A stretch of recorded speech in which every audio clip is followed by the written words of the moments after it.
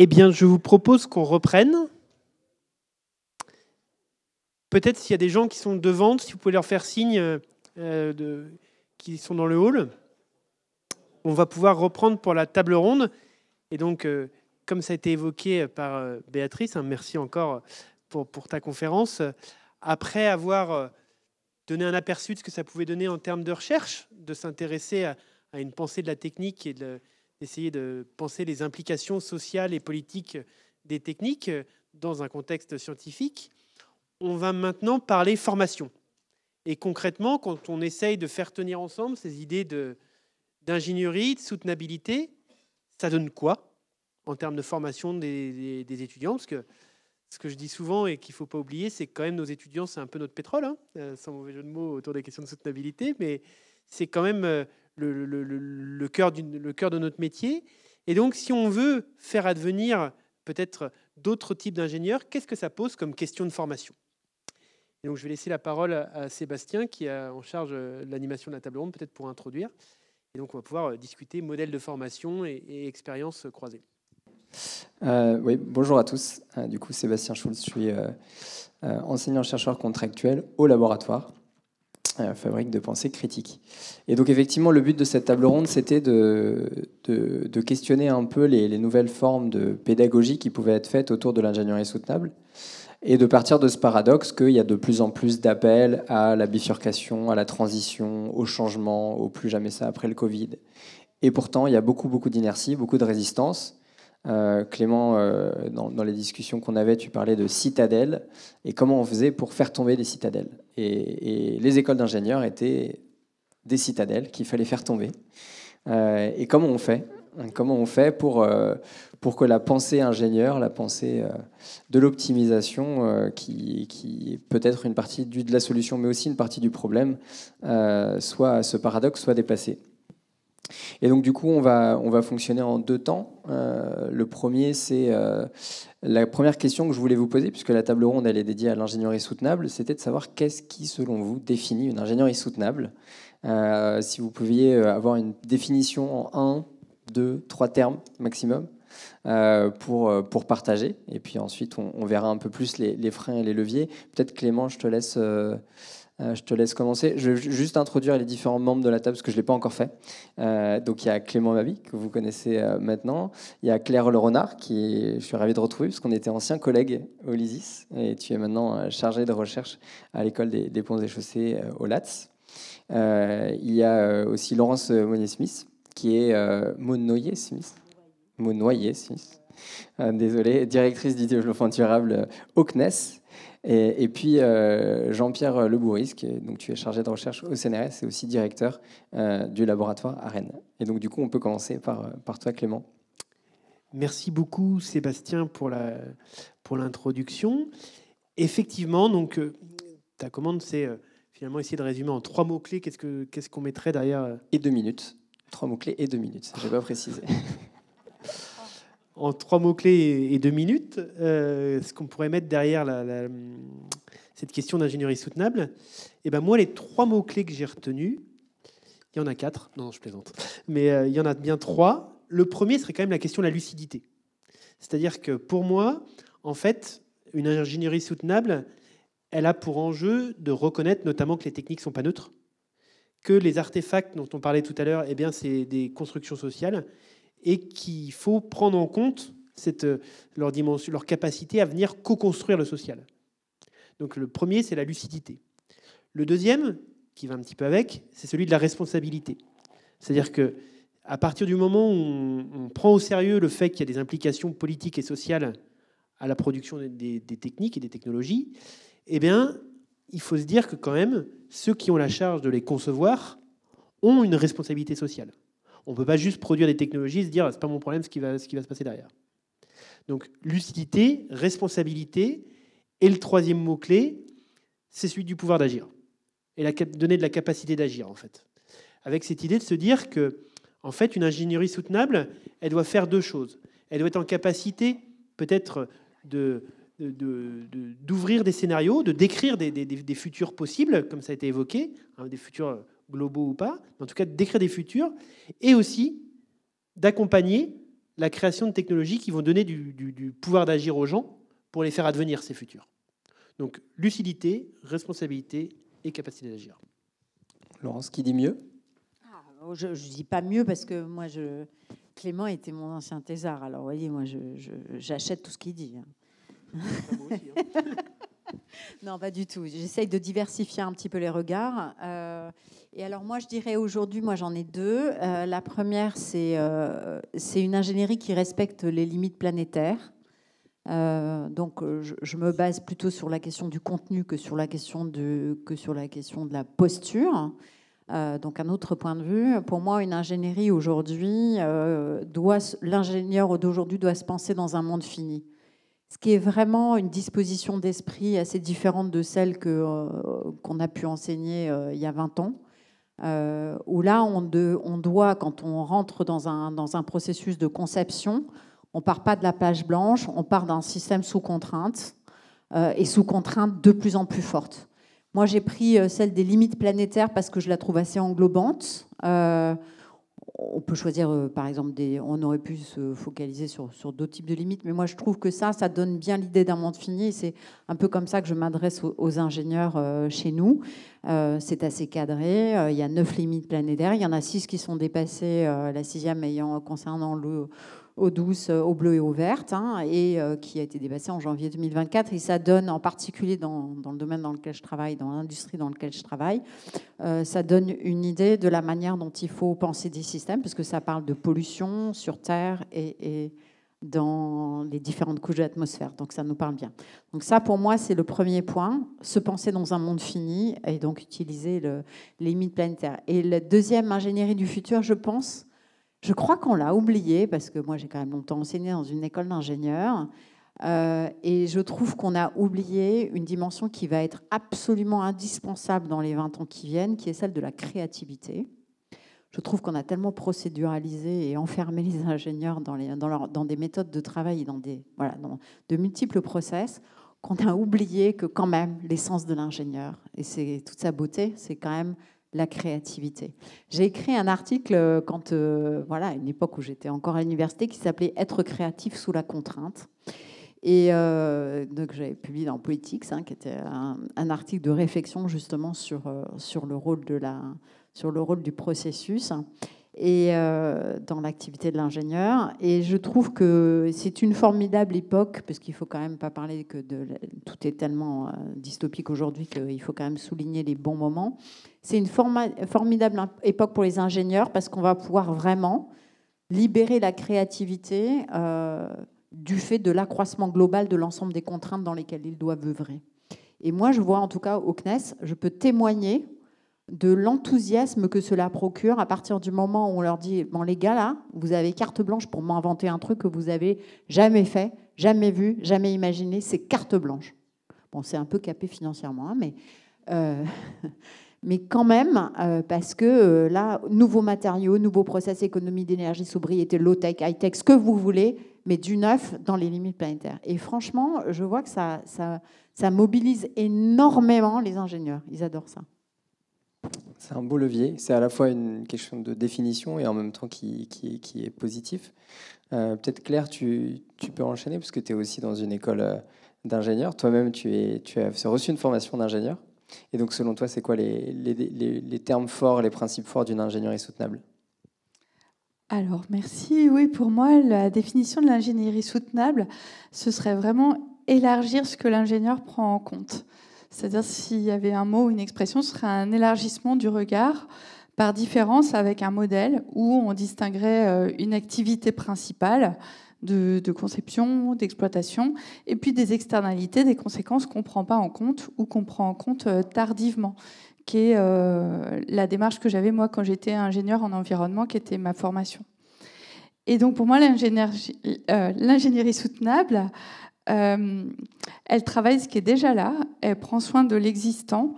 Ça veut dire qu'elle a aussi une attention à toute l'étape de diagnostic et de compréhension du monde autour d'elle. Donc elle est en capacité d'élargir son regard plutôt que de foncer tout droit vers on va faire le nouvel objet, la nouvelle solution à partir d'une page blanche.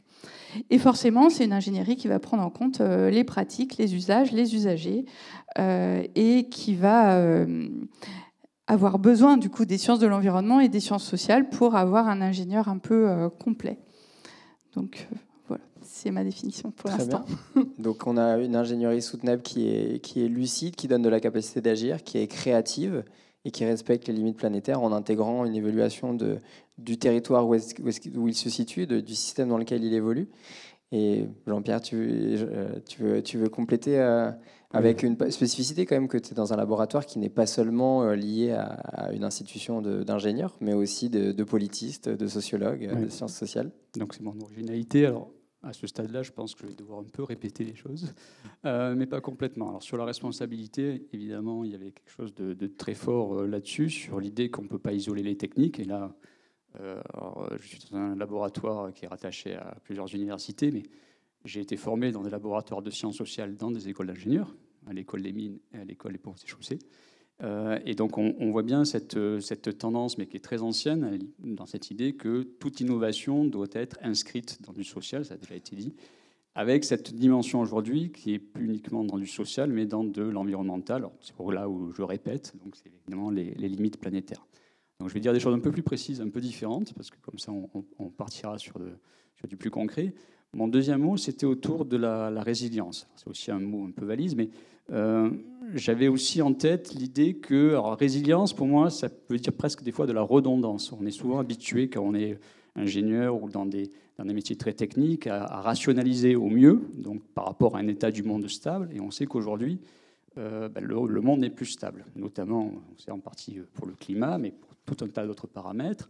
Et donc l'idée d'une certaine redondance, c'est peut-être quelque chose à travailler parce que ça permet justement la résilience, c'est-à-dire d'être prêt à des états du monde qui ne sont pas encore connus. On a des projections, mais on a vu que les modèles valent ce qu'ils valent et qu'en plus, quand on descend au niveau très régional, ils sont encore plus compliqués à mettre en œuvre. Donc cette idée d'une ingénierie qui est capable d'affronter finalement ce qui n'est pas encore là, ce qui est encore incertain, me semble tout à fait central. Et dernier point, alors c'est plutôt plus ouvert encore, c'est ce que j'appellerais une ingénierie qui serait maligne, au sens d'être malin. C'est-à-dire qu'il faut faire, alors c'est au sens, pour être un peu plus lettré, de la métisse grecque, hein, c'est-à-dire faire avec les contraintes, mais aussi faire avec les contraintes très situées d'une situation presque localisée, territorialisée, de jouer avec cela. Et ça me semble aussi fondamental parce qu'on a des grands mouvements, on va dire, là aussi, mon domaine est très environnemental, planétaire, mais on voit qu'il y a des variations extrêmement localisées qui font que finalement l'ingénieur ne va pas pouvoir avoir cette grande vue générale, on dit voir comme un état voilà, de très très loin, mais il va devoir appliquer finalement des solutions extrêmement précises sur des cas très concrets. Et donc cette dimension finalement on va dire d'être malin avec les faits me semblait voilà, définitivement importante pour nous. Et puis c'est mignon, une ingénierie maligne. Ben oui. Ouais, c'est bien. Et on a un premier aperçu avec des éléments qui se recoupent, la question des limites planétaires, mais aussi des choses un peu différentes dans vos réponses qui sont intéressantes. Et pour rentrer un peu plus dans le concret, après ce premier tour de parole un peu sur les principes, c'était je voulais vous questionner sur la manière dont, au sein de vos institutions, au sein de vos laboratoires, au sein de vos organismes, quels étaient selon vous les principaux freins au changement, qu'on appelle tous plus ou moins de nos voeux, mais qui résistent? Quels sont les principaux freins? Et est-ce que vous pourriez nous donner, puisque ça intéresse les gens ici, quels seraient selon vous un levier, deux leviers qui vous semblent les plus importants ou les plus pertinents pour faire changer justement ces institutions et casser un peu cette inertie? Peut-être qu'on peut recommencer par toi. Maintenant que tu as le micro, tu peux continuer. C'est ça, je peux reprendre mon tour de parole, alors peut-être un tout petit peu plus longuement. Alors l'exercice n'est pas facile, on va rentrer un peu plus dans des cas et des illustrations. Le premier, enfin je crois que je l'ai un peu évoqué, c'est quelque chose qui me trotte beaucoup dans la tête, c'est le temps et effectivement l'inertie des dispositifs, des infrastructures, du système. Et le levier, donc je dévoile tout de suite la solution, c'est la persévérance. Au sens où la plupart des solutions que l'on a aujourd'hui, souvent on dit mais on doit pouvoir faire tout de suite quelque chose, et si on ne fait rien, donc voilà, c'est un appel à l'inaction. En fait, pas du tout. C'est vrai que les leçons que l'on peut tirer de la transformation, c'est que c'est une transformation de longue haleine, et on sait que les institutions sont particulièrement résistantes, mais c'est pour ça que ce sont des institutions au changement. Mais la solution est dans précisément ce type-là d'évolution, avec un cap et avec une idée qui est maintenue dans la durée. J'avais juste pour préparer, parce que comme il y avait la présentation de la collègue du CSI et que je suis aussi passé par là, je me rappelais alors, les travaux très très antérieurs donc, du Centre de sociologie et d'innovation de l'École des Mines qui portaient sur le véhicule électrique. Donc les travaux de Michel Callon, 1979, dans la Revue française de sciences politiques, l'État face à l'innovation, où il y a toute une analyse. Alors ce qui est intéressant, après je vous encourage à le lire évidemment, mais c'est qu'on voit qu'à l'époque, 79, les années 70, il y avait déjà des propositions de véhicules électriques. Et le travail de Michel Callon était de dire on a tout raté parce que notamment l'État n'a pas été capable de faire la part entre les producteurs d'électricité, les automobiles, etc. Mais je me disais qu'on est donc, plusieurs décennies plus tard et on voit que finalement, alors ça c'est le côté plutôt positif, on voit un secteur énorme qui est en train de se mettre en place, c'est l'électrification massive de la société. Donc c'est quelque chose qui donne espoir. Alors, il y a plein de questions à se poser avec l'électrification, etc. Mais on voit qu'il y a une voie qui se dégage et que le temps de quelque chose qui, à l'époque, paraissait effectivement une impasse pour beaucoup et qui n'a jamais été suivi d'effet, le temps est venu, finalement, par un certain nombre de répétitions de l'innovation, de la poursuite de cette piste-là, à quelque chose qui devient réellement une part de la société. On peut imaginer que dans quelques années ou dans quelques décennies, on sera dans une société qui sera massivement électrique et qui aura une partie de la solution, on ne dit pas toute la solution, face aux problèmes auxquels on fait face. Et tu parles du temps long, mais je crois que la première voiture qui a dépassé les 100 km/h, je crois que c'était une voiture électrique. Oui, tout à fait. On peut remonter plus loin que les années 70. Il y a toute une histoire du véhicule électrique qui a été à un moment une option face aux véhicules thermiques, y compris au début du XXe siècle. Donc, voilà. Mais c'était juste pour une période plus récente et on voyait que plein d'éléments étaient là. Est-ce que voilà. Alors l'autre élément, mais c'est parce que je suis plongé en permanence dans ces histoires-là, c'est autour des ressources rares, notamment du changement climatique. Et c'est un cas très récent dont j'ai eu connaissance, qui est, pour répondre notamment à ces questions de changement climatique, on doit réutiliser les eaux usées.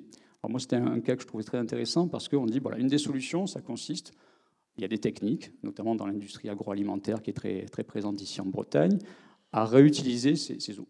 Et on voit que, ça c'est une bonne idée technique, il y a des solutions qui existent, mais si on suit l'évolution, alors c'est très récent de cette solution-là, on s'aperçoit qu'il y a toute une série d'obstacles qui se met finalement en travers du chemin, qui ne sont pas du tout des obstacles techniques, mais qui sont, on l'a dit au début, des obstacles sociaux, réglementaires, on va dire de jeu d'acteurs.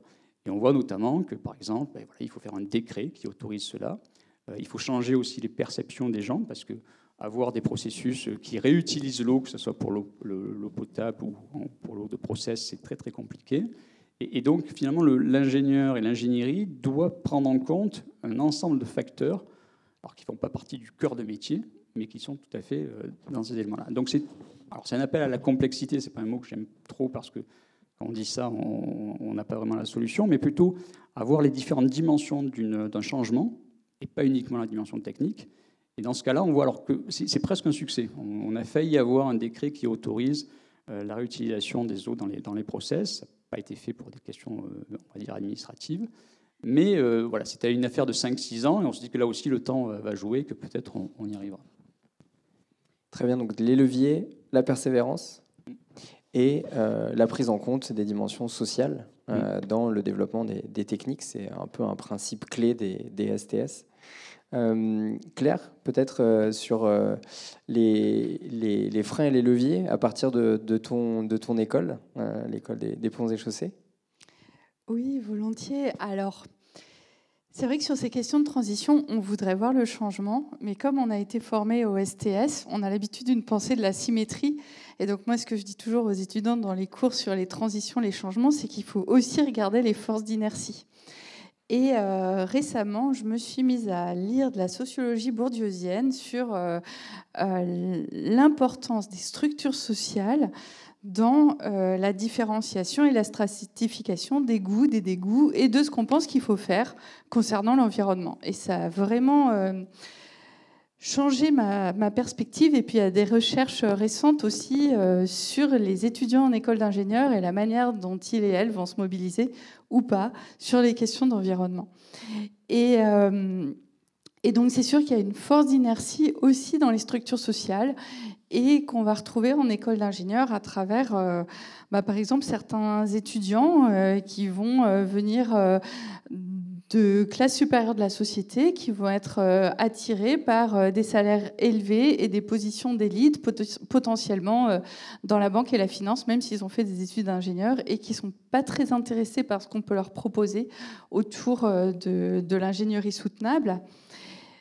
Donc ça, c'est certainement un frein. Et puis on a un autre frein aussi dans l'inertie des mécanismes de reconnaissance du corps enseignant et par exemple de volume d'heures qu'on va vouloir pour sa discipline. Par exemple pour remonter le niveau de maths qui a tellement baissé depuis des décennies et ce serait des heures tellement mieux utilisées si on faisait ça avec, plutôt que de les mettre dans des nouveaux cours sur les enjeux de ce monde en train de se transformer. Donc voilà, pour vous dire deux difficultés par rapport à cette démarche. Et donc deux leviers qui ont été trouvés et mis en œuvre à l'École des Ponts, qui cherchent vraiment à impulser un virage Ponts Ambition 2030. Alors, par rapport aux étudiants, eh bien, il y a un parcours de première année obligatoire pour absolument toute la promo. Et donc, il y a un cours qui se nomme Base scientifique pour la transition énergétique, avec 12 séances. 6 séances assurées par des enseignants-chercheurs en sciences et techniques de l'ingénieur, 6 séances assurées par des enseignants-chercheurs en sciences humaines et sociales, dans lesquelles on compte l'économie et la modélisation climatique. Et ce cours, donc, il doit intéresser toute la promotion de première année. Et les TD ont été organisés de manière disciplinaire. Et en particulier, il y a une voie vers les questions de comptabilité environnementale et de responsabilité sociale des entreprises qui permet que les élèves les plus distants de ces préoccupations d'environnement, parce qu'ils ont envie d'avoir les gros salaires de la finance, soient quand même touchés par ces questions et leur déclinaison au quotidien dans des métiers dans lesquels ils peuvent se projeter.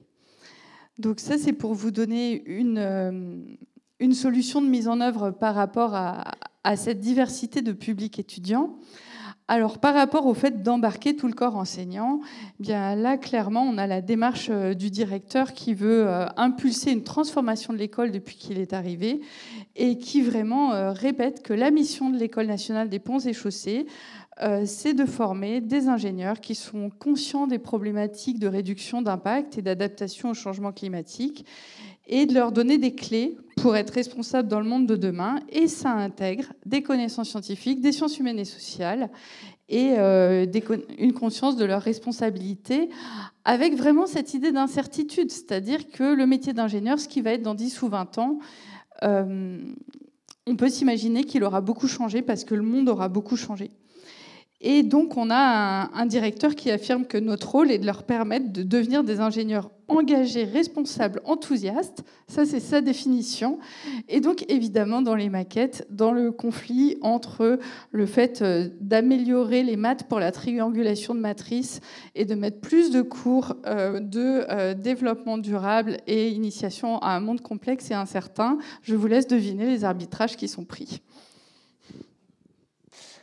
Merci. Donc, si on récapitule, changer les maquettes. Et pour changer les maquettes, il faut le soutien de la ou du directeur, qui est très important. Voilà, petit clin d'œil, si jamais le directeur nous écoute.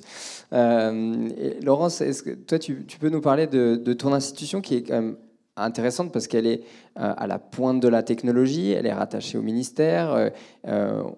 Comment on fait pour intégrer des questions de limites dans une organisation qui cherche justement à dépasser les limites, à être technologie de pointe? Ça doit pas être une mince affaire d'être responsable du développement durable là-bas. Non, c'est intéressant. C'est intéressant et c'est sûr que c'est une école de la persévérance. Alors moi, j'ai deux points, comme à la fois comme frein, mais qu'on peut retourner aussi comme levier. Mais j'ai deux leviers. J'aime pas rester sur les choses trop négatives. D'abord, un premier point qui est à la fois un frein et un levier, ça dépend comment on le regarde, qui est celui du portage politique. Et c'est vraiment ce qui est sous-jacent à ce que vous venez de dire. Et là, il faut être un peu malin. C'est-à-dire qu'effectivement, Clément connaît bien cette référence, je la cite souvent, du cercle vertueux de l'hypocrisie. Et ça marche pas mal. C'est-à-dire que c'est compliqué pour un responsable, enfin un tête de gouvernance, un président comme celui du CNES par exemple, ou un directeur d'organisation. Aujourd'hui, c'est compliqué de pas se mobiliser, enfin de pas, en tout cas l'afficher.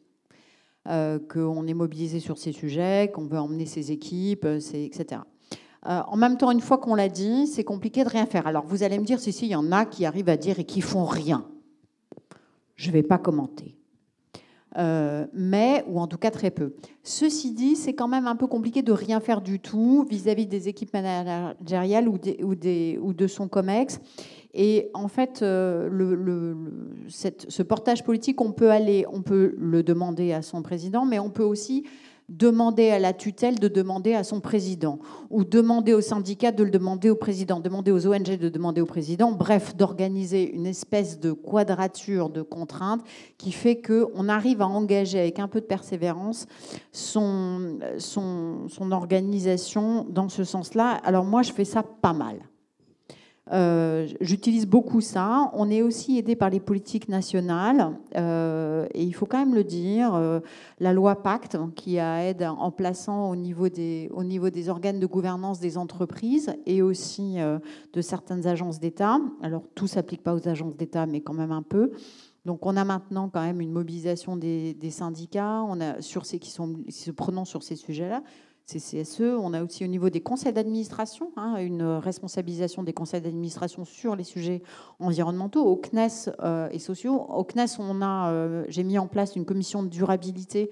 C'est pas dans nos textes, mais enfin, ce qui n'est pas interdit est autorisé. Donc, on l'a montée et qui va se prononcer. Et elle est présidée par ma commission. Elle est présidée par quelqu'un du coin, enfin du coin, pas très loin, qui est François Ollier, qui est le PDG de l'Ifremer.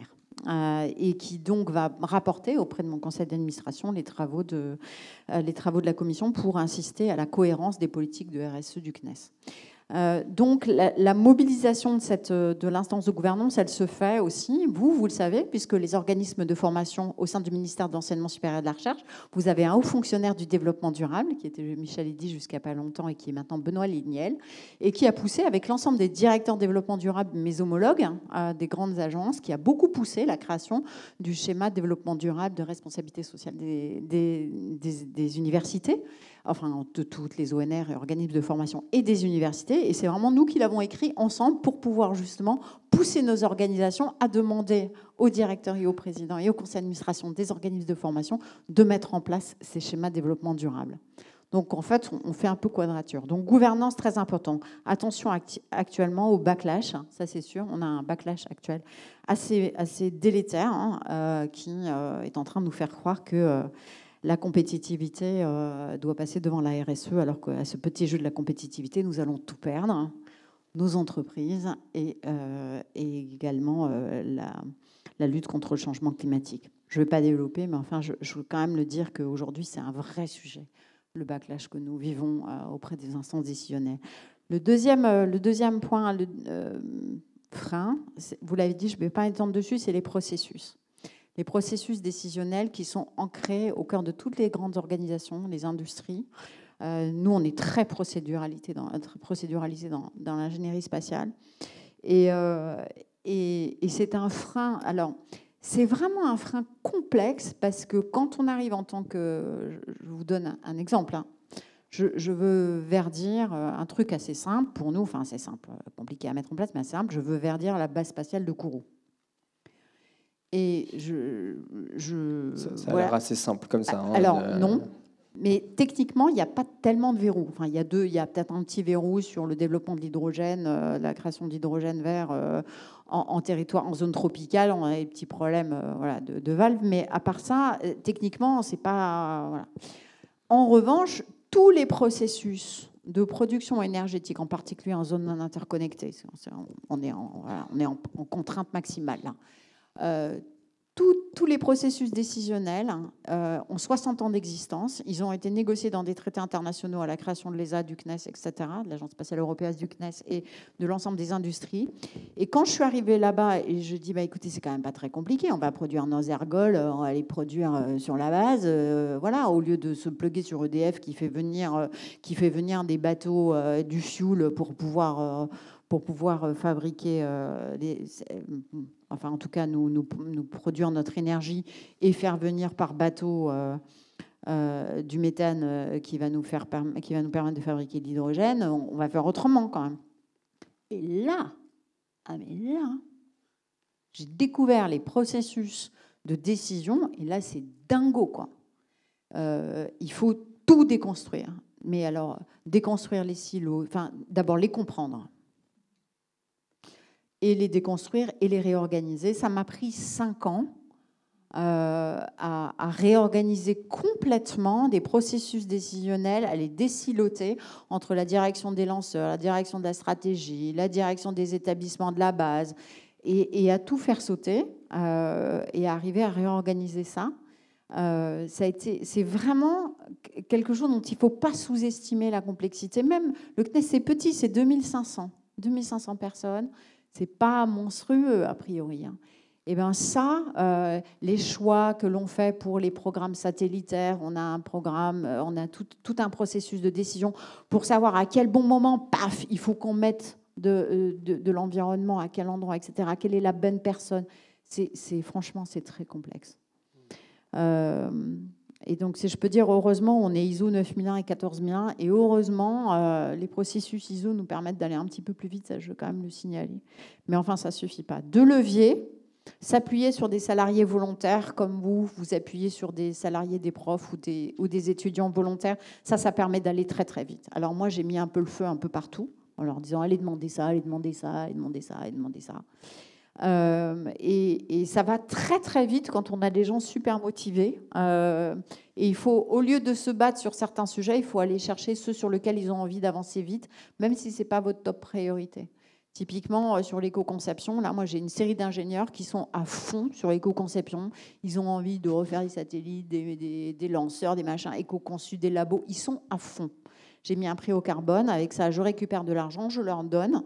J'ai fait un appel d'offres interne. J'ai eu 50 propositions. C'était dingue. Ils ont tous envie de se lancer là-dedans. J'ai créé un réseau, etc. Moi, j'avais envie de me bagarrer sur les PFAS et sur l'alimentation. Bon, moyen.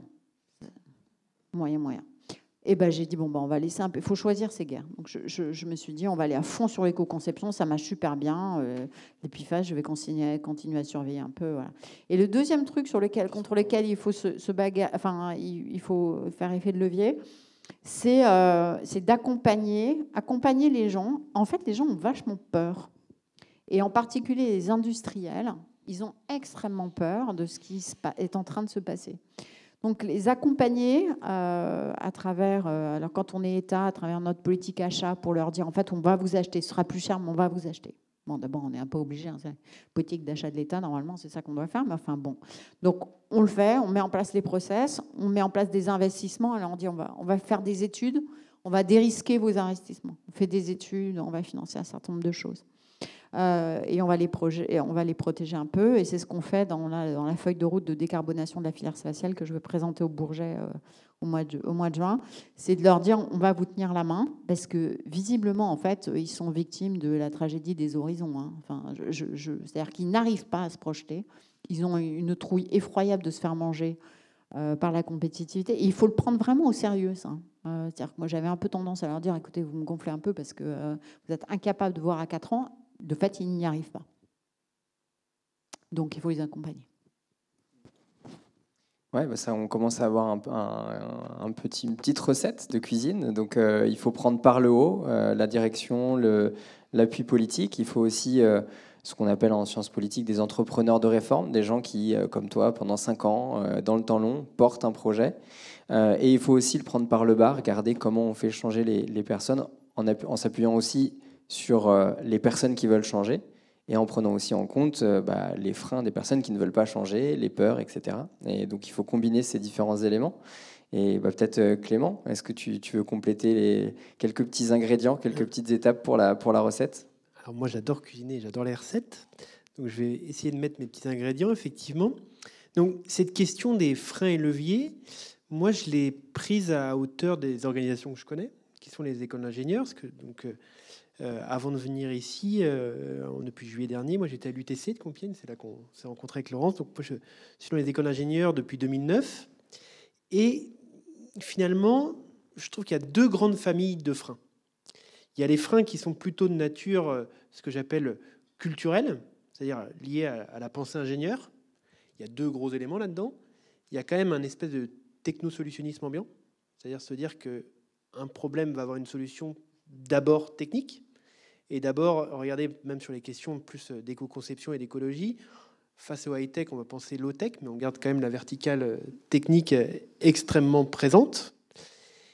Et peut-être un deuxième exemple de frein culturel, c'est la prégnance du cas d'usage. C'est-à-dire qu'on se dit qu'en gros, quand une technologie n'est pas acceptée, par exemple, c'est parce qu'on n'a pas proposé les bons cas d'usage. Et qu'à l'inverse, si on trouve le bon cas d'usage, il n'y a pas de raison. L'exemple type, c'est le développement de la 5G en France, où on fait des stades connectés à Marseille, etc. On développe des vélodromes qui sont entièrement, on a la possibilité de projeter des vidéos en HD des matchs qu'on regarde et de les avoir sur son téléphone. Et on se dit, mais avec des tels cas d'usage, pourquoi les gens ne vont pas être d'accord? Donc voilà, pour moi, ça c'est quand même les gros ingrédients qui sont la famille des freins culturels de la pensée ingénieure, qui valorisent quand même donc la dimension technique des solutions et puis une acceptabilité sociale par l'usage. Et ça, c'est quand même une première famille de freins. Et la deuxième famille de freins, qui est non moins importante, c'est les freins de nature organisationnelle. Notamment, en fait, c'est les freins qui créent un effet d'isolement des ingénieurs et qui commencent dès leur formation. Cet isolement, il crée un peu l'effet citadelle dont on parlait tout à l'heure.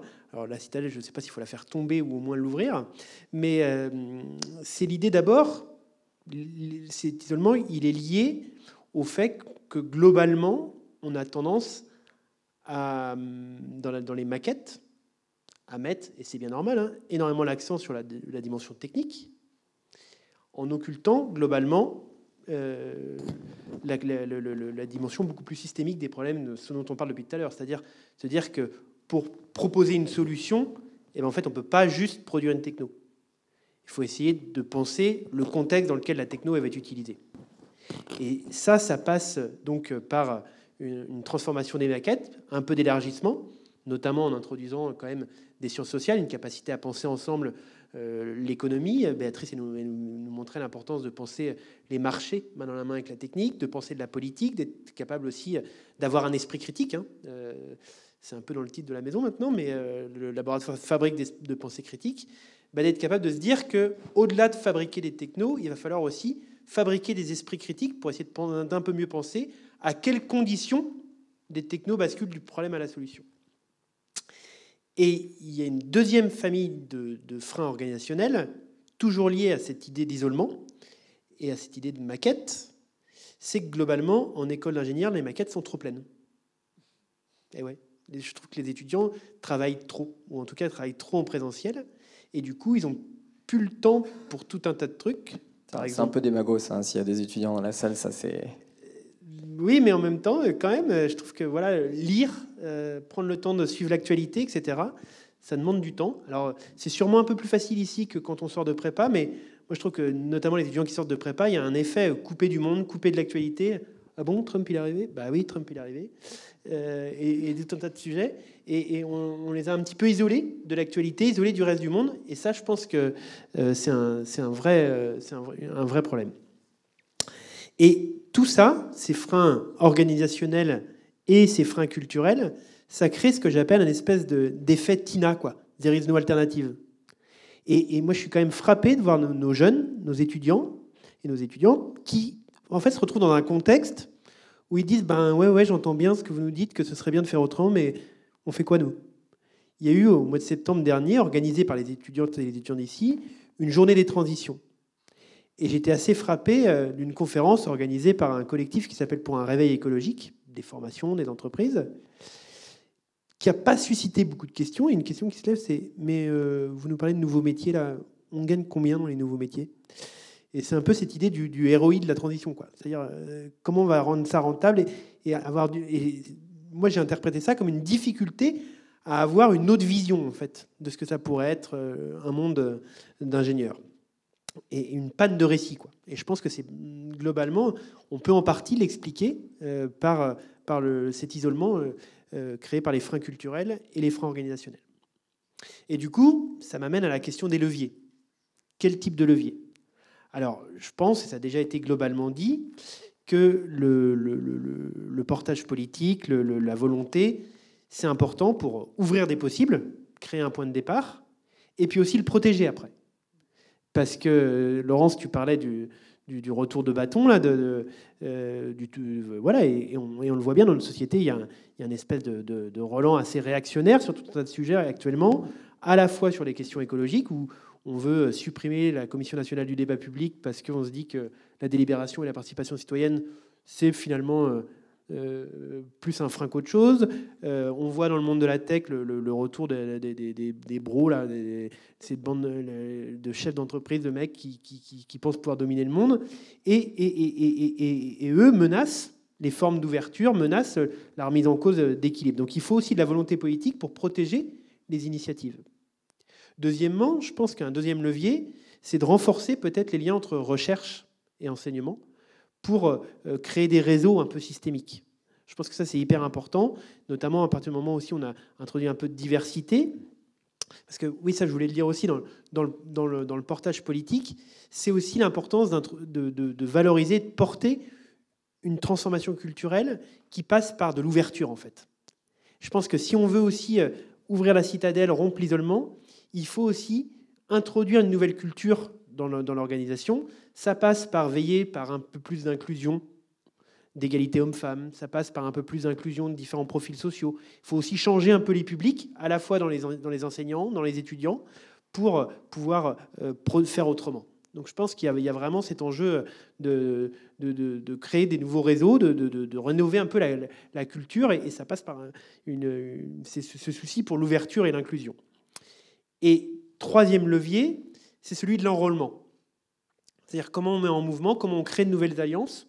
Alors il y a ce côté d'être malin, ça me va, je pense que c'est important d'être malin. Mais je pense aussi qu'il y a un autre levier. Moi je crois beaucoup, et j'y peux rien, j'ai été formé par une avermacienne, mais à la puissance de la délibération, de la prise de parole en public, du débat public. Et typiquement, les expérimentations comme les CUT, les conférences des universités en transition, ça me paraît être des outils intéressants pour contribuer à ce changement de culture, pour discuter, pour débattre, pour mettre un peu de sensible dans un monde de modélisation. Voilà. Donc, 3 leviers et 2 familles de freins. Okay. Voilà, on a si on arrivait à appliquer tout ça, ce serait déjà pas mal. Je vous propose qu'on prenne un temps d'échange avec la salle. Ça peut être à la fois sur les visions de l'ingénierie soutenable. Est-ce qu'il vous semble que certains éléments n'ont pas été soulevés ou que certains qui ont été soulevés posent problème, ou ça peut être aussi sur la partie des freins et des leviers. Est-ce que vous avez soit des questions sur ce qui a été présenté, ou peut-être dans vos organisations, vous avez aussi, vous, quelques pistes pour permettre de faire changer les choses. Maëlle va relancer la balle. Voilà. Et est-ce que vous pouvez vous présenter juste nom, prénom et organisation? Vous m'entendez? Ah, ça met un peu de temps. Si, c'est bon. Donc, bonjour. Il faut le prendre le plus près possible de toi. Voilà. Waouh. Alors, donc je disais bonjour. Merci pour cette table ronde et ces échanges qui ont été très instructifs. Donc je me présente, je m'appelle Maïla Merer-Lopez, je suis actuellement en train de terminer mon Master 2 Recherche et expertise en sciences sociales du politique à l'Institut d'études politiques de Rennes.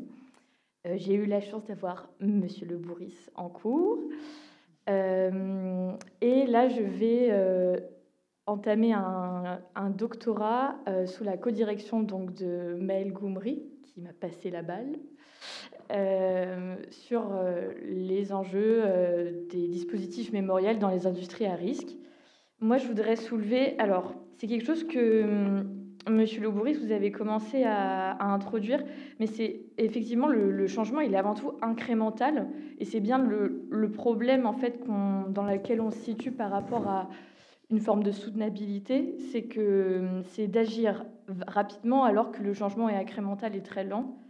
Ensuite, il y a une autre chose moi qui m'a beaucoup interpellée dans vos échanges, c'est que vous soulignez beaucoup en fait le rôle des initiatives un peu locales d'acteurs isolés comme des salariés, ce à quoi vous faisiez référence, Madame Monnoyer-Smith, au sein d'une entreprise. Et ce que je trouve intéressant aussi dans le changement, c'est l'opposition entre structure et agency.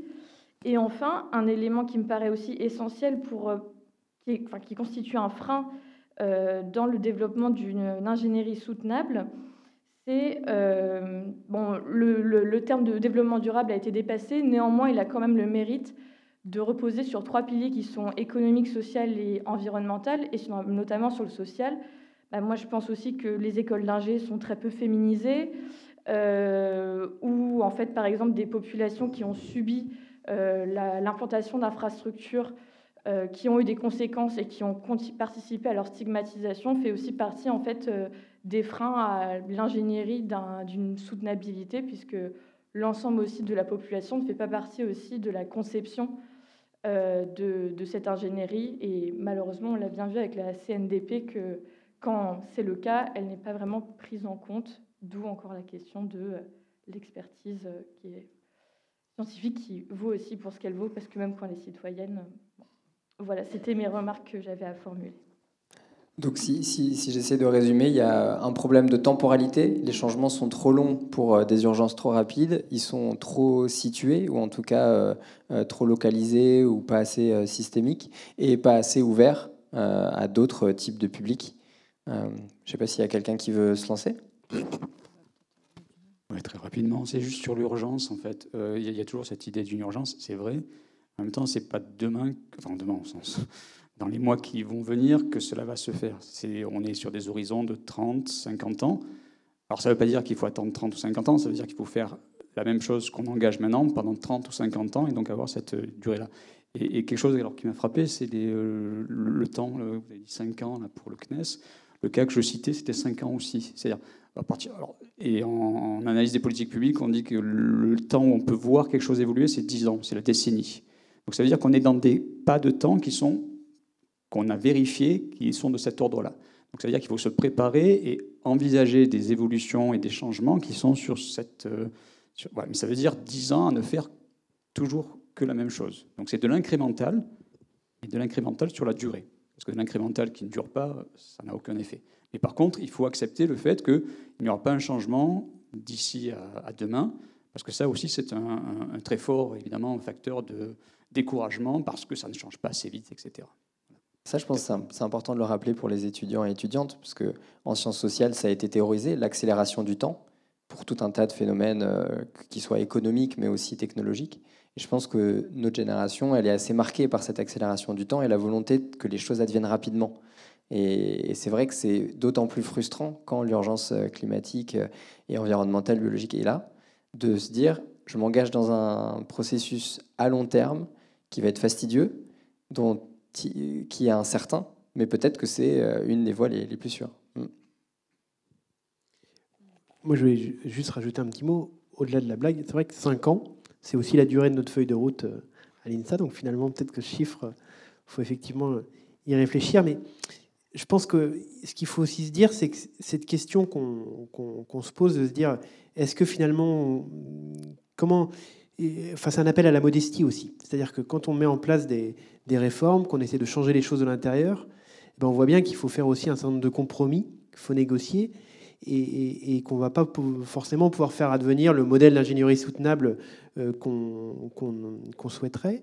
Et puis c'est aussi se rappeler que le technosolutionnisme dont je parlais tout à l'heure, il nous guette aussi quand on commente ce qui se passe dans les écoles d'ingénieurs et le travail des ingénieurs, parce qu'en fait, il ne faut pas non plus leur prêter un pouvoir d'agir non plus au-delà d'un certain nombre d'organisations dans lesquelles ils sont. Et je pense qu'il faut aussi essayer de remettre un petit peu s'enlever un peu de pression là-dessus.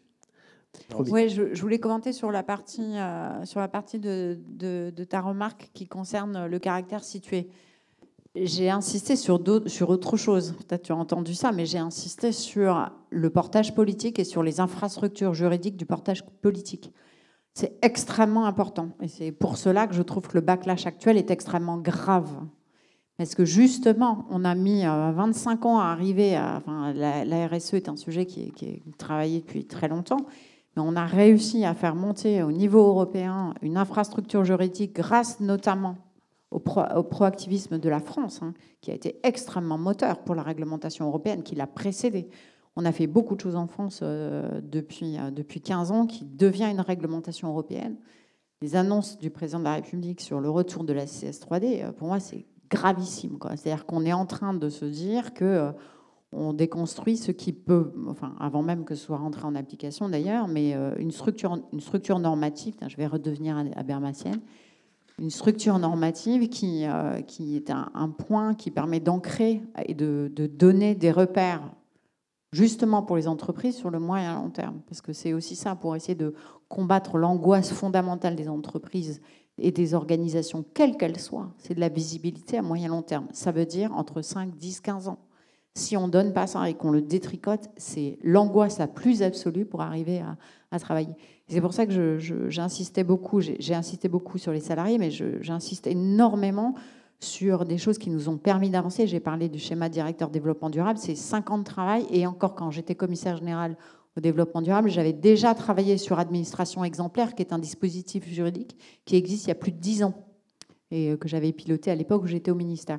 Donc c'est vraiment des dispositifs qui évoluent, qui se structurent, qui permettent de cranter les choses. Si on les détruit, c'est très grave. C'est vraiment, je pense qu'il faut bien prendre la mesure. CNDP, loi Barnier 95.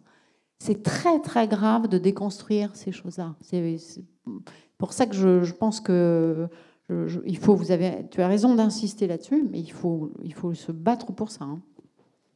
C'est des batailles qui se jouent à l'intérieur des institutions et plus largement aussi au niveau de l'État, au niveau de l'Europe. Claire, tu voulais Oui, moi je voulais rebondir sur la dimension de genre dans la remarque et le fait que les populations en école d'ingénieurs restent majoritairement masculines. Et je trouve que c'est vraiment intéressant de poser cette question-là, qui est souvent posée sous un angle démographique, c'est-à-dire pourquoi y a-t-il si peu de filles dans les études d'ingénieurs? Elles s'autocensurent, il faut les attirer vers les sciences dès le lycée, etc. Et en fait, ce qu'on voit quand on regarde ça dans la durée, donc les premières, c'était des pionnières. Celles des années 80, les femmes ingénieures en entreprise, elles ont dû se battre et faire leur place sans avoir cette situation privilégiée d'être un peu la pionnière et d'être mise en avant, qui est un cas très particulier. Et puis ensuite, ça s'est un peu normalisé. Et je pense que là, on arrive à un stade suivant où, en fait, pour dépasser l'espèce de plafond dans les effectifs, je pense que maintenant, la question qu'il faut poser, c'est mais pourquoi c'est pas attirant plus que ça, ces métiers-là? Et ça veut dire que c'est peut-être le métier qui doit se transformer et aussi l'école qui doit se transformer. Et donc les politiques de lutte contre les VSS, elles font pleinement partie de cette question de pourquoi y a-t-il uniquement 20% de femmes dans les écoles d'ingénieurs alors qu'elles sont 50% à passer leur bac. Et vraiment se poser la question, au lieu de dire il faut attirer les filles vers les sciences, se dire mais qu'est-ce qu'ils ont de spécifique, ces hommes bien particuliers qui sont élèves dans les écoles d'ingénieurs, qui font que les filles qui passent le bac en même temps qu'eux n'ont pas envie d'aller faire leurs études avec eux? Et c'est pour ça que moi, j'ai posé la question de ma définition de l'ingénierie soutenable. C'était un élargissement du regard, parce que c'est aussi sortir de cette vision de l'ingénieur bricoleur, viriliste, qui va optimiser, qui va être le meilleur, qui va faire son truc super bien, puis tant pis pour les externalités. Et au contraire, l'ingénieur soutenable, il prend en compte ce qu'il y a autour. Anthony Briand, le directeur de l'École nationale des ponts et chaussées, dit on doit former des ingénieurs du soin, en fait, du soin de l'existant, qui prennent en compte ce qui existe. Et ça redéfinit aussi la profession. Et il y a des travaux toujours de STS, notre champ commun de sociologie des techniques, qui sont intéressés à ce métier d'ingénieur que j'ai lu récemment et qui montrent comment une vision un peu viriliste du métier d'ingénieur a tendance à évacuer la complexité pour se rabattre dans des dualismes un peu trop simplistes. Et donc, je pense que vraiment, il y a tout un enjeu aussi à transformer cette formation et ce que c'est que ce métier. Parce qu'en pratique, c'est un métier qui doit prendre en compte plein de composantes hétérogènes. Mais il faut aussi le dire aussi pour transformer le... Les femmes ont beaucoup à y apporter et c'est en transformant le métier qu'on pourra peut-être avoir plus de femmes dans les promotions.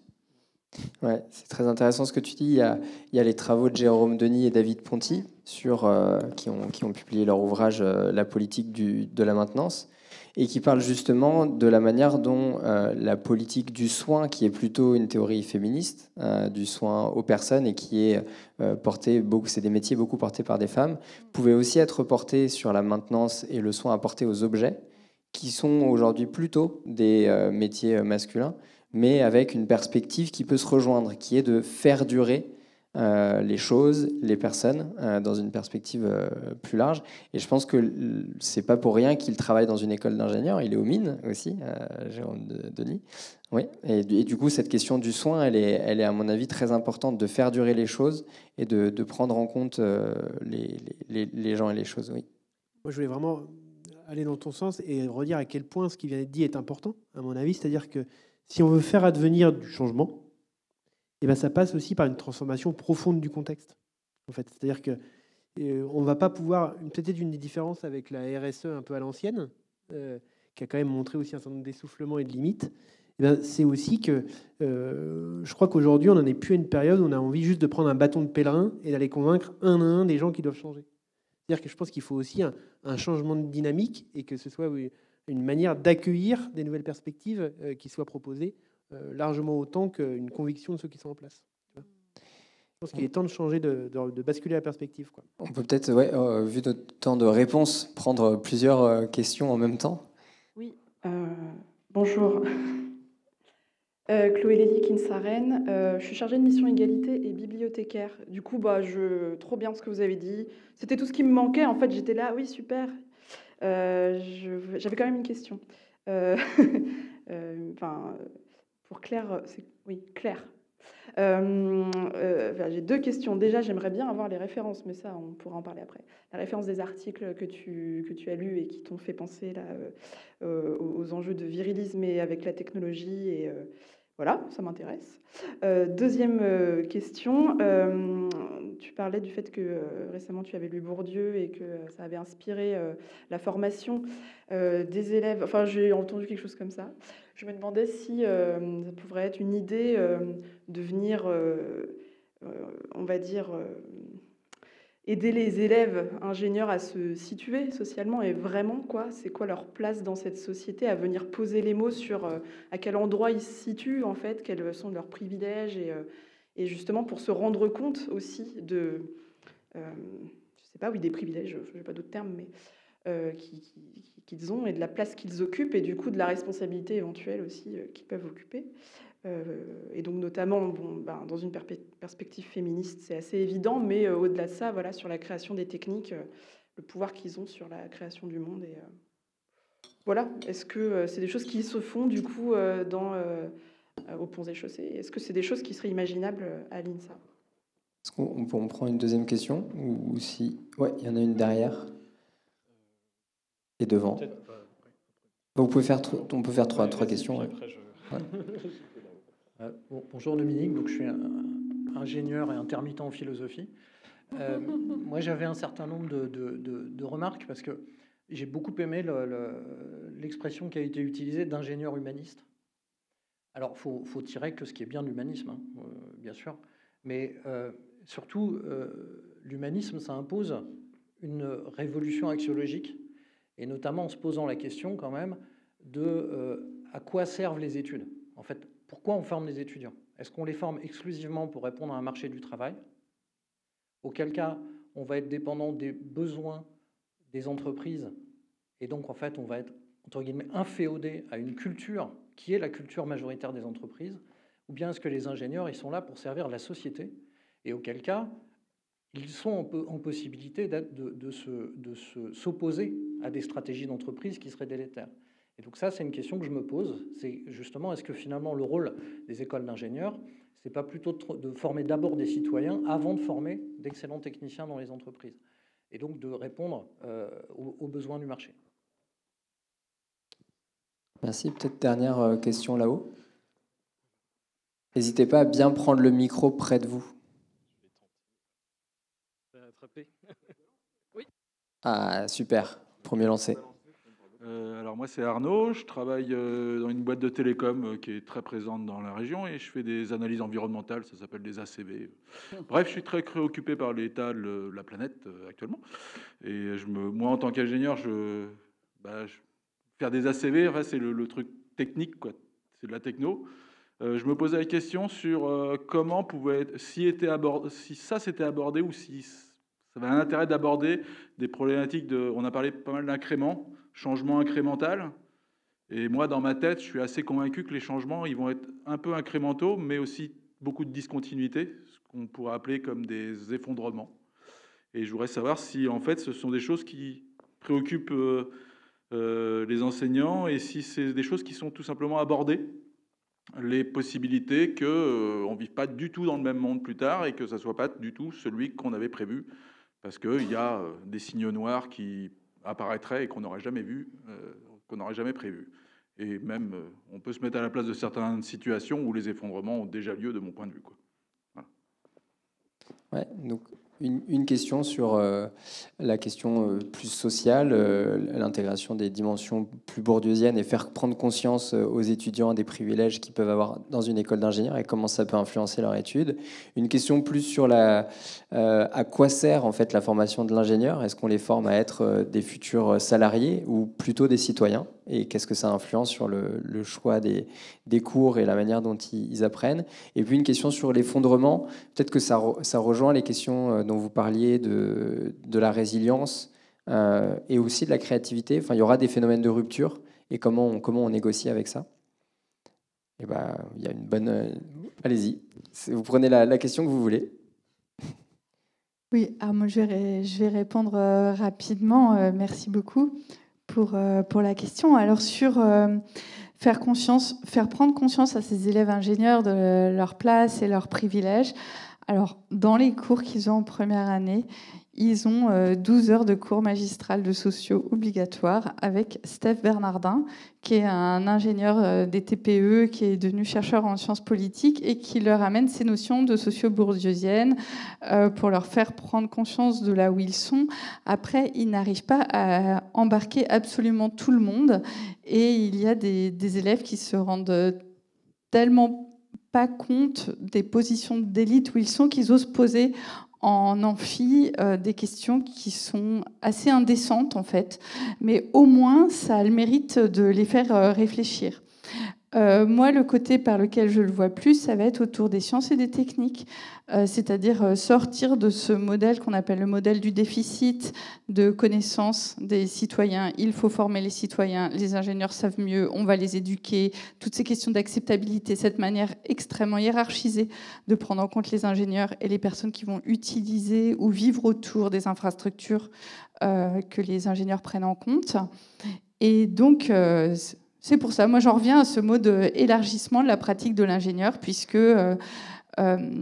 les projets qui conçoivent, par exemple un projet d'éolienne, l'ingénieur projet, il va passer 6 ou 9 mois sur le site, alors que les habitants, ils y vivent depuis 20 ans, et ils vont y vivre encore pour des décennies. Donc c'est leur faire prendre conscience qu'il y a des asymétries dans les rapports aux objets, et à travers l'enseignement en particulier de controverses, ou essayer de leur faire comprendre, de leur faire toucher des notions de justice et de leur donner des grilles analytiques pour les aider à écouter des travaux de sciences sociales en sachant sur quoi ils doivent focaliser leur écoute pour qu'ils touchent ces points-là. Voilà, c'était pour la question des asymétries. Cours obligatoire de Bourdieu, 12 heures, c'est ça, pour tous les étudiants de l'INSA en première année. On a bien retenu. Merci Claire. Peut-être moi je vais répondre à Dominique donc sur cette dualité potentielle entre former des ingénieurs ou former des citoyens. En fait, je pense qu'il ne faut pas penser cette dualité, c'est-à-dire que ce qui est au cœur du projet de la fabrique, c'est justement de dire que l'un va avec l'autre, tu vois. L'idée, c'est de dire, plutôt que penser qu'on pourrait former des ingénieurs comme ça qui flottent tout seuls dans l'air, l'idée, c'est de se dire que quand on conçoit des techniques, quand on conçoit des technologies et des process, en fait, ils sont imbriqués dans des réalités, ils co-construisent des réalités sociales. Et donc, avoir dans sa formation, dans son bagage, une sensibilité aux enjeux de justice sociale, de justice écologique, avoir une capacité à penser en termes de systémie, c'est-à-dire d'interrelier des problématiques, je pense que ça contribue à la fois à produire des meilleurs ingénieurs. On a quand même tout un tas d'exemples à ce sujet. Et ça contribue également à produire des citoyens peut-être un peu plus réflexifs et affûtés. Un peu l'esprit critique, quoi. Jean-Pierre. Oui, je vais prendre la question sur l'incrément et la discontinuité ou la rupture. Donc, quand on parle d'incrément, c'est juste une représentation et une modélisation de la façon dont ça fonctionne. C'est pas ce qu'il faut faire, c'est pas normatif. C'est effectivement, on observe que les sociétés en situation ordinaire, c'est-à-dire quand rien ne change, ont une évolution très lente. Après, il faut avoir, et il y a une sociologie des crises, car on passe dans un autre mode qui est celui de la catastrophe, de l'extrême. Et on le voit de temps en temps quand justement on passe dans quelque chose d'autre. Et là, il y a d'autres types de fonctionnement qui sont, quand une société est en crise, en sciences politiques on a ça, notamment on dit l'abaissement des frontières entre secteurs, c'est-à-dire que tout à coup le politique envahit tout. On n'est pas très loin de ça quand même des fois, c'est-à-dire que des secteurs qui se pensaient complètement protégés, y compris dans leur progrès, se retrouvent remis en question, des institutions qui pensaient exister pour très longtemps sont supprimés quasiment d'un trait de plume. On est des fois arrivé dans ça. On a aussi des éléments et des capacités d'analyse de ça. Je pense que ça devrait faire partie aussi de la formation. Quand on sort de l'ordinaire, qu'est-ce qui se passe? Et on a des exemples historiques, on a des analyses là-dessus. Mais je suis d'accord sur le fait qu'il faut le prendre en compte. Parce qu'on a devant nous, dans les modèles climatiques, il y a le modèle, on va dire, en courbe ascendante, etc. Et puis il y a le modèle où, en fait, les fameux tipping points, où on passe à autre chose. Et là, quand on passe à autre chose, c'est l'incertitude, mais on a encore des exemples historiques de certaines situations très catastrophiques. C'est d'ailleurs intéressant que vous parliez ça, parce que c'est aussi quelque part pensé et modélisé. Je ne sais pas si vous savez, mais pour la plupart des organismes et des organisations d'intérêt vitaux de la France, ils ont un statut particulier. Et nous, on est OIV aussi, en Guyane. Et on est obligé par la loi de prévoir les disruptions, les effondrements. Ça s'appelle des plans d'analyse de vulnérabilité et des plans de prévision de vulnérabilité. Et là, avec le PNAC 3, on nous a demandé de revoir tous nos plans de résilience et d'analyse de vulnérabilité à l'aune de la nouvelle trajectoire de référence. Et c'est très intéressant ce que vous dites, parce que c'est effectivement, donc on est obligé de mettre en place des méthodologies différentes pour appréhender cette réalité. Comme vous disiez tout à l'heure, ça nous oblige à faire le pas de côté et à imaginer l'effondrement maximal. Et donc, typiquement, là, je suis en train de préparer, donc avec les établissements de Toulouse et de la Guyane, les nouvelles méthodologies pour appréhender ça à partir des modélisations qui ont été faites sur la nouvelle trajectoire de référence à plus 4 degrés à l'horizon de la fin du siècle. Et donc, on le pense, typiquement, on va penser, la Guyane n'est plus habitable. Donc ça veut dire quoi? Comment on s'y prépare? Qu'est-ce qu'on met en place, etc. Ce qui doit être dit entre nous est une hypothèse de travail très sérieuse à l'horizon de la fin du siècle. Et donc, oui, c'est pensé. C'est un exercice un peu violent, mais il existe. Tu disais que tu aimais bien terminer par des choses un peu plus positives. Donc, c'est la question. Il nous reste le temps pour une dernière question, si jamais il y en a. Est-ce que ça marche? Oui, ok. Il faut le tenir bien près de vous. Voilà. Je m'appelle Thierry Merle. Moi, j'ai sévi ici pendant quelques années pour faire des cours d'éthique pour les ingénieurs.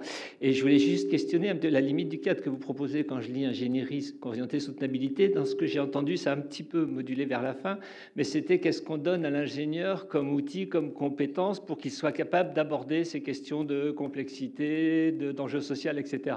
Et donc de rajouter aux compétences de l'ingénieur des couches de design thinking, des couches voilà, des choses qui vont l'ouvrir un petit peu. Mais j'ai pas entendu beaucoup parler de la dimension sciences participatives, sciences citoyennes et ouverture sur la société. Et est-ce que vous pouvez aller jusqu'à dire que peut-être que l'ingénieur vraiment soutenable, c'est l'ingénieur qui va savoir causer avec le reste du monde et pas juste avoir des méthodes d'ingénieur qui vont lui permettre de se sentir à l'aise parce qu'il aura un peu verdi son travail. Voilà, les deux Habermasiens doivent se frotter les mains pour savoir comment répondre. Ouais, parce qu'on a créé ce cours-là. Enfin, j'ai créé ce cours-là à l'Université de technologie de Compiègne. Et puis, j'ai fait mon HDR là-dessus. Et Clément a fait son doctorat là-dessus, notamment. Et il a repris le cours. Donc, effectivement, c'est un vrai sujet, la participation. Pardon ? Oui, non, il n'y avait pas eu de communication. Non, ouais, tout à fait. En tout cas, il y a donc pour décrire ça, ça fait quand même maintenant, il y a tout un courant de pensée depuis plus de 20 ans de travaux de recherche et qu'on a apporté à travers de multiples écoles diverses et variées d'ingénieurs et autres, cette dimension justement de la puissance des savoirs profanes, de l'ouverture des ingénieurs à la société. Il y a même une charte de l'ouverture de la science à la société qui est portée par des grands ONR, et notamment à l'époque par l'IRSN, ASN, etc. Et nombreux autres organismes qui font qu'effectivement, mais c'est exactement ce que tu soulignais tout à l'heure, c'est-à-dire la capacité de l'ingénieur à comprendre à la fois sa posture comme détenteur d'un savoir spécifique, et il y a beaucoup d'écrits là-dessus. Habermas en est un, il y en a d'autres. Et notamment toute l'école de sociologie d'innovation qui a beaucoup travaillé là-dessus et qu'on a porté dans les écoles d'ingénieurs de façon très importante, avec des méthodologies, avec toute l'histoire des sciences participatives, la sociologie des controverses, qui a beaucoup porté Clément à l'UTC notamment, et qui, à mon avis, mériterait encore d'être revisité à l'aune de ce que Claire disait tout à l'heure. À mon avis, on pourrait avoir une sociologie plus féministe de la participation. A été très portée par les gender studies américaines, qui, vous savez, le destin qui les attend, malheureusement, et qui mériterait d'être un peu revisitée aussi à cette aune-là. Moi, j'ai adoré ce que tu as dit tout à l'heure. On a beaucoup parlé de rôle modèle dans les industries. Décentrer le regard de la femme vers le contexte qui permet de l'accueillir me paraît très, très salutaire. Peut-être Jean-Pierre, et puis on... Mais en deux mots, enfin, je pense que là, il suffit de se brancher sur l'écosystème rennais, où il y a énormément de choses qui existent en termes d'accompagnement, de méthodes. Certains sont dans la salle, des dispositifs de l'Université de Rennes, etc. Et en fait, il y a déjà des pratiques, il y a des living labs qui encouragent à ça. Et donc, à la limite, ça peut se faire dans l'école, mais ça peut se faire en utilisant les ressources d'ingénieurs d'appui, de dispositifs extrêmement nombreuses ici. Donc voilà, la culture existe, il faut juste peut-être se greffer dessus. Puis c'est une bonne passe décisive pour marquer lui, puisque c'est quand même quelque chose de fort qui est porté à l'UTC, à la fabrique, à la fois sur la question de l'ouverture et du territoire. Oui, et puis peut-être... un des enseignements aussi forts qui ressort de cette table ronde, et d'ailleurs je remercie sincèrement les collègues là, de cette discussion, et quand même à la fois de cet état de l'art qu'on a pu proposer, de l'état des questionnements, de voir que ça fait quand même un certain nombre d'années que les écoles d'ingénieurs s'interrogent, qu'il y a quand même tout un tas de choses qui sont en place. Et je pense que nos discussions illustrent aussi maintenant le besoin peut-être d'enclencher une étape supérieure, d'aller un petit peu plus loin. Aller un peu plus loin, notamment en actualisant aussi les questions de société. C'est-à-dire que, effectivement, ça fait un bout de temps qu'il y a des courants de recherche, on a travaillé dessus il y a quelques années, qui portent cette question de ce qu'on appelait démocratie technique, c'est-à-dire d'ouvrir les sciences, d'intégrer les citoyens. Mais quand même, le bilan, il est globalement assez déceptif de ces trucs-là. Enfin, pour avoir fait ma thèse là-dessus, je trouve que le bilan est quand même globalement déceptif de la démocratie technique. Et aujourd'hui, on a besoin d'enclencher de nouveaux questionnements. On a besoin de renouveler les cadres pour penser les relations sciences et société. On a besoin de cadres qui prennent un peu au sérieux un certain nombre de questions de relations de pouvoir, un certain nombre de questions de justice sociale, de justice environnementale. Pourquoi ? Mais parce que c'est aussi des questions qui sont extrêmement prégnantes dans notre époque. Et à nous de ne pas nous refermer, en fait. De ne pas nous refermer sur nos questions et les certitudes, et de produire une recherche qui soit ancrée dans notre époque et ancrée dans nos territoires. Et pour ça, eh bien, on a besoin évidemment d'une dynamique académique, c'est-à-dire de produire de l'intelligence scientifique, de l'intelligence collective, mais aussi de travailler avec la société, de travailler pour la société, en fait. Et ça, c'est une organisation qu'il faut porter, de mélanger... des sciences participatives, mais c'est aussi, je pense, quand même une organisation qui va même un peu plus loin, où on a un partage des épistémologies pour essayer de produire ensemble de la connaissance et des objectifs de recherche et qui auront pour objectif, ici, et de manière située, de former les ingénieurs de la transition. Voilà, je crois qu'on peut arrêter là-dessus. Merci beaucoup. Bon, je pense qu'on peut vous applaudir. Merci beaucoup.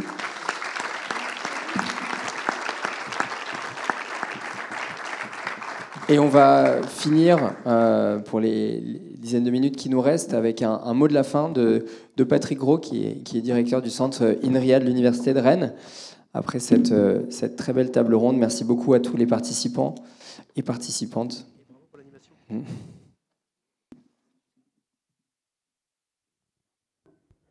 Bien voilà, la fabrique de la pensée critique est lancée.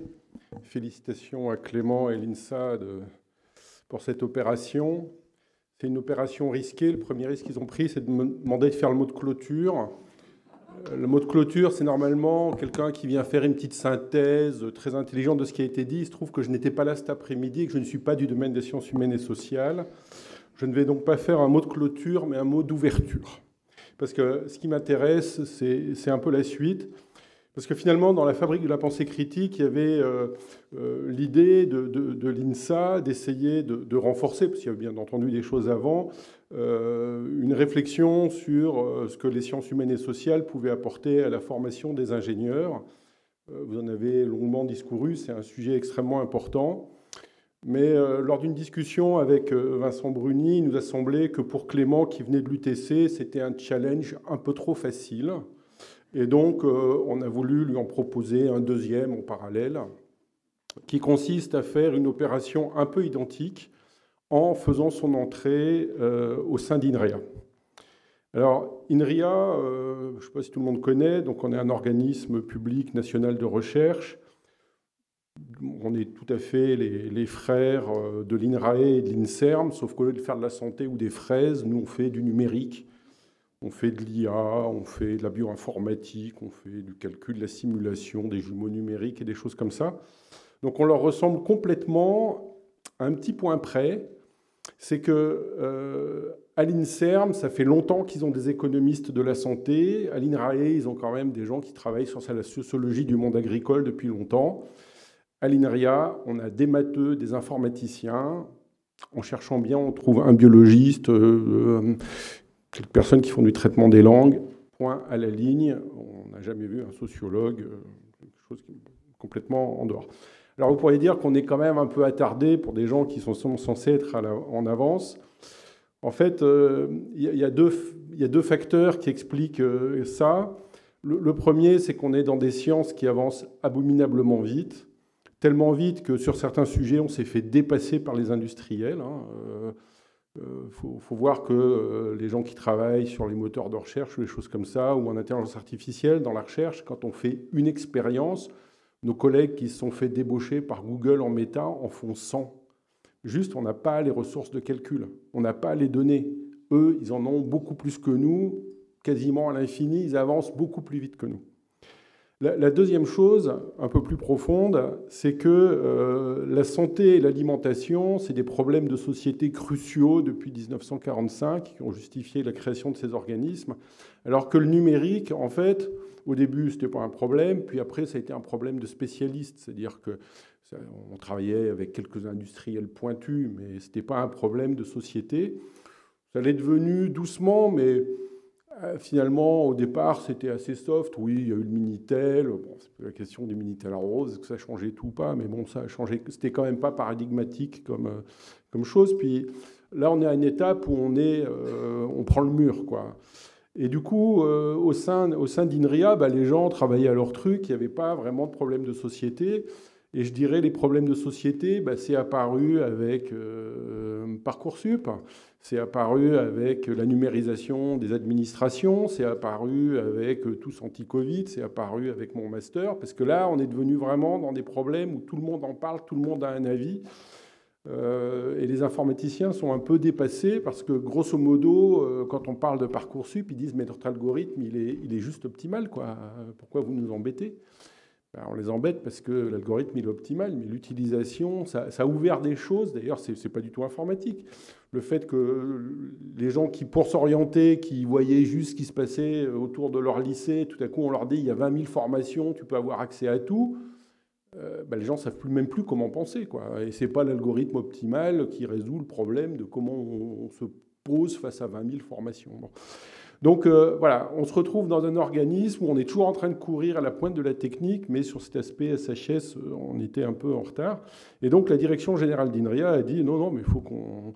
On a pris le tournant de la biologie à un moment. Il y a un PDG qui a dit aussi, il faut s'intéresser à la biologie, pas qu'à la physique, à la mécanique. En tout et pour tout, dans l'Institut, il a mis un poste fléché sur la biologie. Et 15 ans après, il y avait un quart de l'Institut qui travaillait sur des applications de biologie et de santé. Et donc là, la direction a dit non, mais il faut s'intéresser au SHS. Donc cette année, ils ont mis 3 postes affichés au concours. On a eu 70 candidatures. Et puis on va y aller. Et donc, quand on a discuté avec Vincent, on s'est dit, mais ça serait quand même bien que ce qui se passe au niveau de la fabrique de la pensée critique ou autour de puisse aussi, on puisse faire l'expérience au sein d'INRIA de créer la première équipe projet. Parce que nous, on est organisé en équipe projet, pas en UMR, en sciences humaines et sociales, et au sein de l'Institut et au sein de l'INSA, parce que c'est une opération qu'on mène de manière complètement conjointe. Alors, cette idée-là, autant dire que de manière tout à fait classique et prédictible, ça a créé un petit peu de remous. Il y a pas mal de collègues qui m'ont expliqué que bon, Clément, il était sympa, mais ce serait bien qu'il aille d'abord suivre nos cours d'informatique pour savoir qu'il sache de quoi il parle. D'autres nous ont dit il suffirait qu'on collabore, ça irait bien. Et puis, dernièrement, j'étais à un séminaire qu'on fait régulièrement, qui est un séminaire de prospective, où on réunissait tout un tas d'équipes qui font de l'intelligence artificielle pour faire un bilan un peu de leurs évaluations, puis voir comment on se projetait. Et en fait, de quoi ont-ils parlé ? Pendant 2 jours, ils ont parlé de ce qu'on fait, ça a un impact absolument dingue sur la société. Nous, on ne sait pas maîtriser ça. Comment on pourrait savoir comment on fait pour savoir dans quel sens on va ? C'est quoi l'impact vrai de nos travaux sur la société ? Est-ce qu'on est sûr qu'on peut maîtriser un peu les impacts de ce qu'on fait ? Et bon, voilà, parce qu'ils voient bien que les trucs, ça leur échappe dans tous les sens. Alors, en plus, ils font de l'IA, donc ils sont dépassés par des boîtes qui vont à toute vitesse. Est-ce qu'il nous reste d'ailleurs de la recherche à faire ? Parce que les autres, ils vont tellement vite. Est-ce qu'on ferme la boîte et on va faire autre chose ? Voilà. Et ils se sont posés tout un tas de questions. Et la réponse immédiate, c'était, de toute façon, ce n'est pas vous, depuis votre point de vue d'informaticien ou de matheux qui faisiez de l'intelligence artificielle, qui allez pouvoir répondre à la moindre de ces questions-là. Et ce n'est pas parce qu'une équipe aura une collaboration privilégiée avec un tel ou un tel qu'au niveau de l'Institut, on va être capable de répondre à ça. Donc ça, c'est le pari qu'on a fait avec Vincent depuis le départ, en disant, si on crée un truc comme ça, il faut qu'il soit vraiment au sein de l'école, ça mature dans l'école, mais il faut qu'il soit aussi au sein de l'Institut.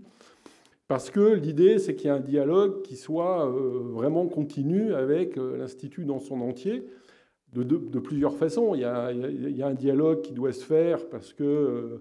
je pense que pour Clément, puis les gens qui travailleront avec lui, il faut absolument qu'il soit à la pointe de ce qui se fait, des idées, et dans l'ensemble du champ du numérique.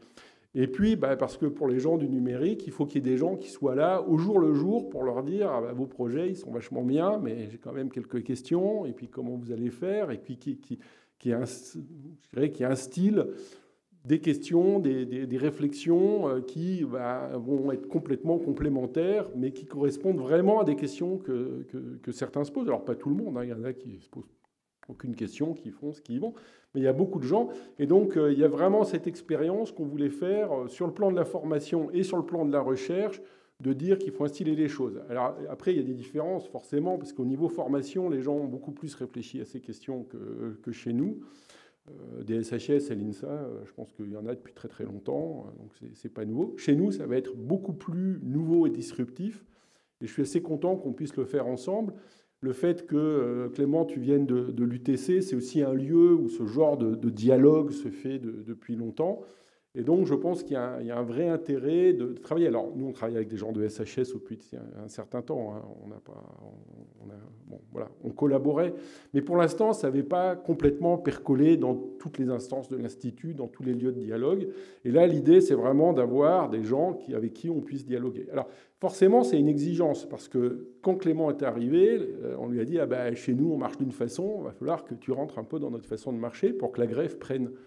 Donc nous, on travaille par rapport à ce qui se passe dans beaucoup de labos de SHS. Nous, on a un vrai travail en équipe. Chez nous, l'équipe, c'est vraiment constitutif de notre travail. Quand les gens se lancent, on leur demande des programmes de recherche, on leur demande c'est quoi vos délivrables, ça va être quoi l'impact de ce que vous allez faire. Bon, question qui, normalement, ne choque pas des chercheurs, mais chez nous, c'est beaucoup plus formalisé peut-être que ça peut l'être dans d'autres disciplines. Et donc, il fallait que, il y a un exercice pour Clément qu'on lui a demandé de dire, explique-nous, non, c'est trop large, c'est trop ci, c'est trop ça. Donc, il a fait l'exercice, très bien. Mais d'un autre côté, il nous pose plein de questions, parce que maintenant qu'on a une copie de SHS, chez nous, il n'y a aucune instance qui est capable d'évaluer ça. Nos instances, elles sont pleines d'informaticiens et de matheux. Ce n'est pas eux qui vont pouvoir dire votre programme, il est bien, il n'est pas bien, au point de vue recherche, etc.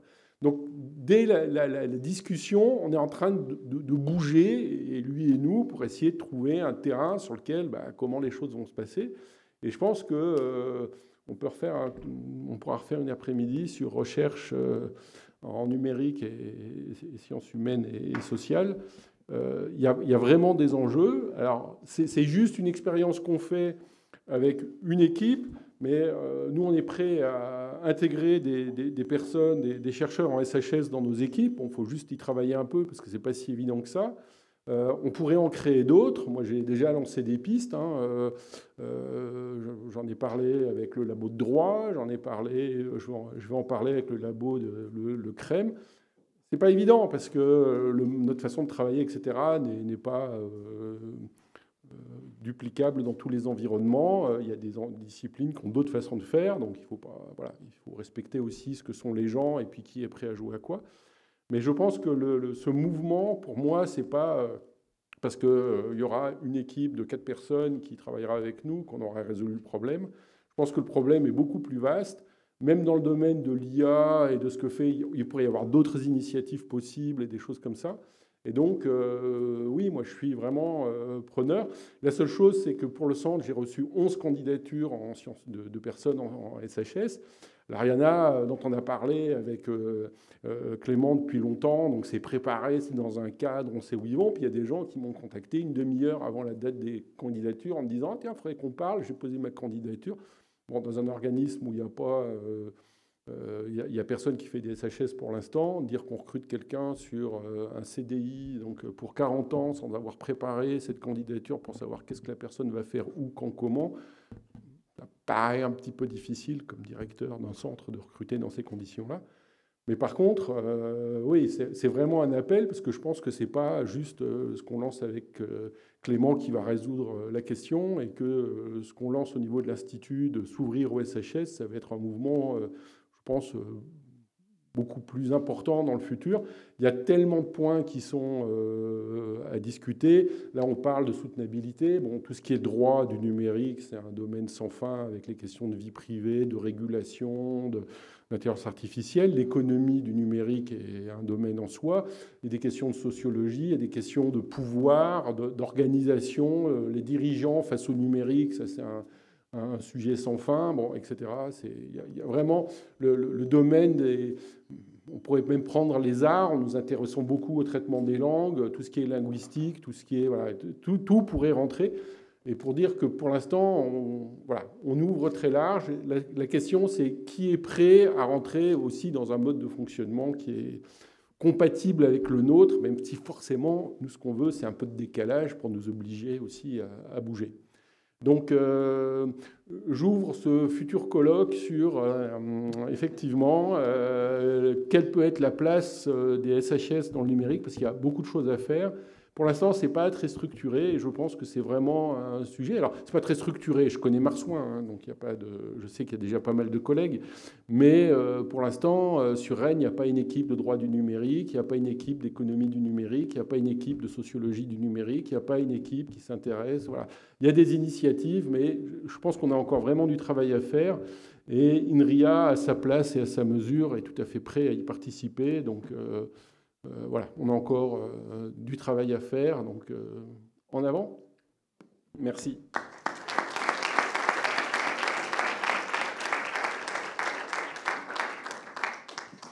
Merci beaucoup à tous. C'est un très beau mot d'ouverture plutôt que mot de clôture. Donc voilà, c'est formidable.